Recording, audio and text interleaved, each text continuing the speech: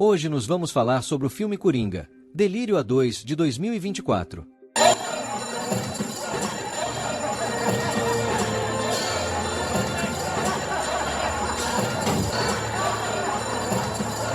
A história gira em torno de um cara, o Arthur Fleck, que é um palhaço meio pirado, fazendo show e tal, mas acaba indo parar na prisão por causa de um assassinato. O advogado dele quer mostrar que ele não tá muito bem da cabeça, para tentar transferi-lo para um hospital psiquiátrico. Mas, no meio do caos, Arthur acaba virando um símbolo de resistência para os cidadãos da cidade. O filme, claro, tenta aproveitar o sucesso do anterior, então começa com uma animação bem colorida, meio divertida. No começo, a gente vê o Arthur no programa de um apresentador, Murray Franklin, onde rola uma cena tensa que termina em tragédia. O apresentador é assassinado e o palhaço é preso. A história dá um salto para uma prisão de doidos, onde Arthur está cumprindo pena sob os olhos atentos do segurança Jack e sua gangue. O cara é meio doido e adora contar que briga com um bilionário vestido de morcego durante a noite, e já se achou até imperador romano. Os guardas estão sempre dando remédios para deixar o Arthur mais calmo. Numa cena, ele é levado a outra parte da prisão para se encontrar com sua advogada, Marianne Stewart. No caminho, ele nota uma moça num grupo de terapia que parece saber sobre o que rolou no talk show. A advogada sugere que Arthur finge estar mais louco do que realmente é para que o reconheçam como inapto e o mandem para um lugar mais tranquilo. Ela organiza uma sessão com o terapeuta, e o médico, tentando entender a mente de Arthur, faz perguntas que mostram que ele está com a cabeça nas nuvens. Em um momento, Arthur pede um cigarro ao segurança e descobre que fizeram um filme sobre seu crime, com o ator famoso, Joaquim Fênix.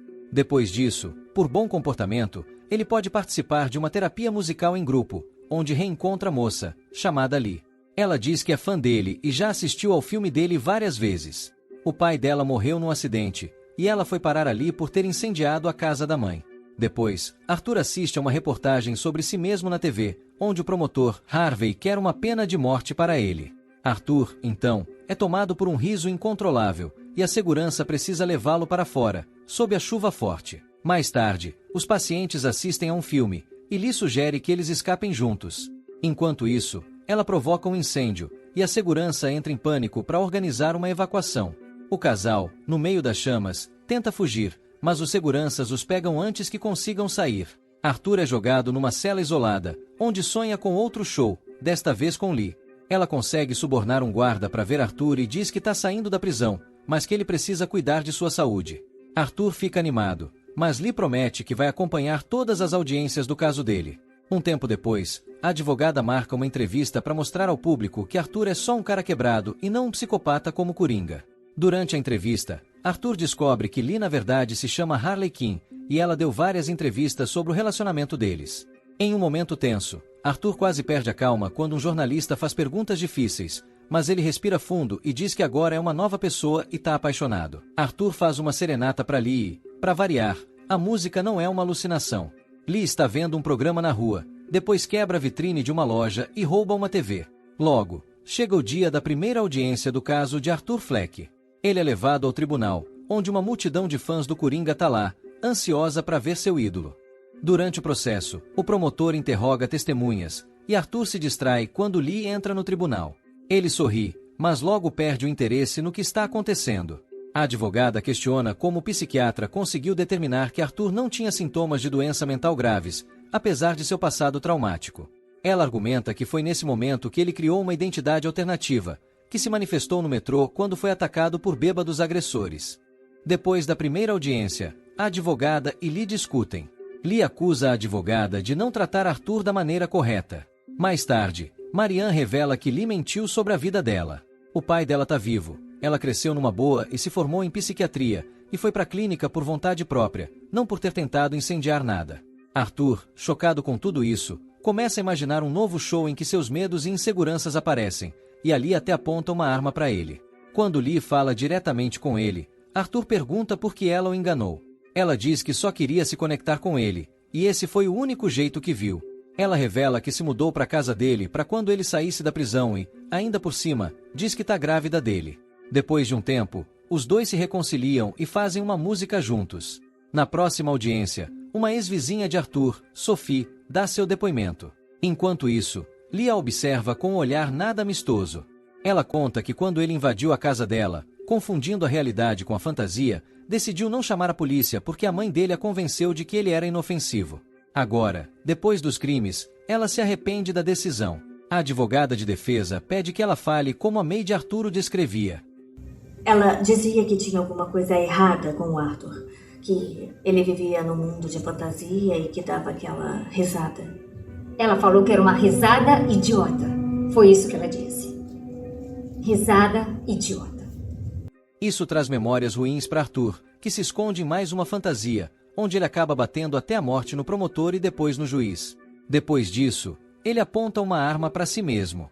Insatisfeito com o rumo que o julgamento está tomando, ele toma uma decisão ousada. Vai se defender sozinho, ignorando os conselhos da advogado que, vamos ser sinceros, no ponto de vista dele, não estava ajudando em nada. Eu não aguento mais isso. Excelência, posso me aproximar? Não, senhor, não pode. Vou dispensar minha advogada. Já era hora. Como disse. Eu quero me representar. Está dispensado. Isso é real. Pode ter certeza que é real. Essa atitude causa uma comoção entre seus apoiadores, que vão à loucura. Enquanto aguarda ser levado de volta para a cadeia, Lee vai à cela para dar aquele apoio moral. Já de volta na prisão, ele encontra seus companheiros de cela assistindo ao julgamento, e eles o aclamam como um herói. Arthur, empolgado, sobe em cima da mesa e tenta animar a galera. O jovem Ricky, cheio de energia, dá apoio, mas a coisa começa a esquentar quando os guardas chegam para pôr ordem no barraco. E, meu amigo, quando a coisa pega fogo, eles não hesitam em agir. No próximo julgamento, Arthur se apresenta como Coringa, com seu terno vermelho e uma maquiagem de fazer inveja. E ainda por cima fuma um cigarro durante a audiência. O juiz, que já viu de tudo, permite essa performance. O primeiro a depor é Harry, um ex-colega de Arthur no mundo dos palhaços, que ele tinha dispensado depois de um incidente feio. O promotor começa a pressionar, e quando Arthur toma a palavra, faz uma declaração poderosa. Apesar de todos se acharem amigos, Porque ninguém sabia que eu existia. Mas olha agora todas essas pessoas. Todo mundo lá fora. Essas câmeras. Quando ele termina, um dos depoentes, emocionado, revela que Arthur foi o único que nunca riu dele por causa da sua aparência. Isso deixa Arthur irritado, e ele corta a conversa, dizendo que não tem mais perguntas. O juiz, sem saber o que fazer, considera encerrar a sessão, mas o promotor diz que já deu o que tinha que dar. Arthur, em tom de deboche, repete dizendo que a defesa também já está de saco cheio. A audiência, cheia de risos e emoções, acaba sendo interrompida, e o juiz marca uma pausa. Arthur, satisfeito, imagina um número musical com casamento e tudo mais. Ao voltar para a prisão, ele é recebido como um superstar, mas logo a situação vira quando os guardas, lembrando da sua bravata, acabam levando ele para um lugar bem menos amigável, se é que você me entende. Essa não. O bicho vai pegar. Calma, amor. Eles o humilham e o machucam. O dia seguinte chega. Lee, que agora se identifica como Harley Quinn, também não fica para trás e vai ao julgamento toda maquiada. E Arthur se prepara para o seu grande show final. Com uma maquiagem de coringa, ele se dirige à sala do tribunal. Cara, quando ele se dirige aos jurados, é como se ele estivesse fazendo stand-up. Ele tá no personagem, vestido a caráter, mas sua mensagem não tem graça.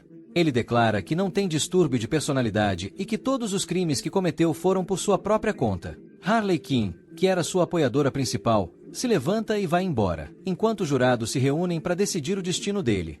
Quando o veredicto sai, Arthur é declarado culpado e, em meio à leitura da sentença, ele começa a rir incontrolavelmente, o que provoca um alvoroço. Terceira acusação. Nós do júri declaramos Arthur Fleck culpado de homicídio em segundo. A segurança entra em ação para separar a galera, mas a coisa fica tensa quando uma explosão abala o tribunal. A confusão está formada e o caos se espalha. Arthur, recuperando a consciência, perambula entre os feridos até encontrar a saída, se esgueirando por uma abertura na parede. Após essa fuga maluca, Arthur é jogado de volta ao carro, levado por capangas que o resgatam no meio da confusão. Ele aproveita a oportunidade durante o engarrafamento, pula do carro e sai correndo, livre, enquanto a polícia tenta pegar ele. Mais tarde, ele chega próximo sua antiga casa e encontra a mulher que ama. Mas a alegria dura pouco. Ela revela que não pode ficar porque ele partiu seu coração e também confessa que mentiu sobre estar grávida. E quando ela começa a cantar, pela primeira vez, Arthur não a acompanha. Ele decide não se deixar levar pelas fantasias, e quando ela vai embora, a polícia aparece para levar Arthur de volta. Na prisão, uma nova visita surge. Um dos prisioneiros, tentando contar uma piada sobre um psicopata que encontra um palhaço, acaba revelando sua verdadeira intenção. O cara saca uma faca e ataca Arthur, que, em seus últimos momentos, imagina estar no palco, tentando cantar mais uma vez, enquanto a dor toma conta dele. No fundo, ele ainda tenta manter o espírito do Coringa vivo. Com esse final, onde Arthur Fleck morre, acaba deixando esclarecido que o Arthur nunca foi o verdadeiro príncipe do crime de Gotham, e sim alguém que influenciou uma pessoa muito mais perigosa do que ele mesmo. Curta e se inscreva para se manter atualizado.